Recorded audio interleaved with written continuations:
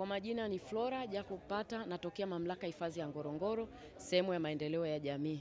Hapa siku ya leo tumewaleta vikundi tunavyovifadhili kuja katika kushiriki maadhimisho haya ya siku ya nyuki duniani, vikiwa ni vikundi vinavyotoka katika vijiji vinavyopakana na mamlaka hifadhi ya Ngorongoro. Tunafanya hivi kwa kuimarisha ujirani mwema na pia kuhamasisha uhifadhi endelevu.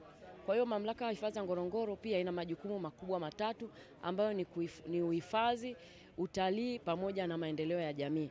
Kwa hiyo vikundi hivi ni sehemu ya maendeleo ya jamii katika kuboresha mahusiano ya ujirani mwema. Kwa hiyo tuna vikundi vya ujasiriamali mbalimbali ambavyo tunaviwezesha, ikiwemo vikundi hivi vya ufugaji nyuki.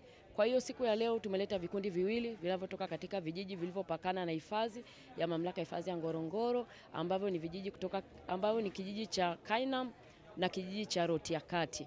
Tumekuja na wakilishi wenye bidhaa zao za ufugaji nyuki. Tunaviweza kuviratibu kwa sababu huwa tuna ratiba ya kuwatembelea mara kwa mara, na pia tunawapa mafunzo ya ufugaji nyuki, na pia tumeweza kuwagaia mizinga ya ufugaji nyuki. Kwa mfano vijiji vinavyopakana na hifadhi tumeweza kugaia vikundi 57, tumewagaia mizinga ya nyuki.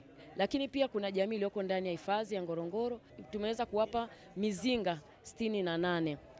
Mizinga kwa vikundi 68. Kwa hiyo huwa tuna ratiba ya kuwatembelea na kuangalia kile wanachofanya, na pia tuna ratiba ya kukutana nao mara kwa mara kwenye vikao vyao.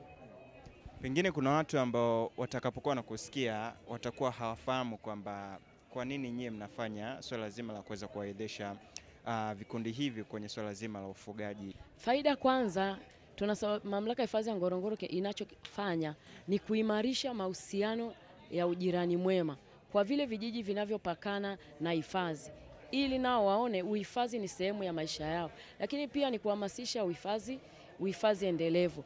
Lakini pia kwenye vikundi, faida wanayopata tunavyowaleta kwenye maadhimisho kama haya ni wao kuweza kujifunza katika vikundi mbalimbali na taasisi zingine. Lakini kwa hiyo wanapata elimu kwa namna ya kutazama na kujifunza kwa wengine. Lakini pia tunawainua katika kipato, kwamba atakapouza bidhaa yake tutakuwa tumemsaidia yule jamii, huyo mwananchi kupata chochote anapouza vitu vinavyotokana na mazao yanayotokana na nyuki na pia asali.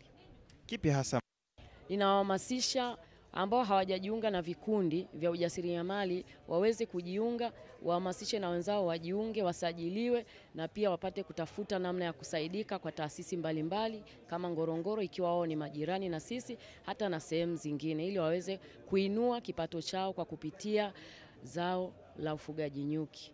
Sisi tuko Ngorongoro, tunapatikana katika ofisi zetu ziko Karatu, na pia ndani ya hifadhi kule tuna ofisi zingine.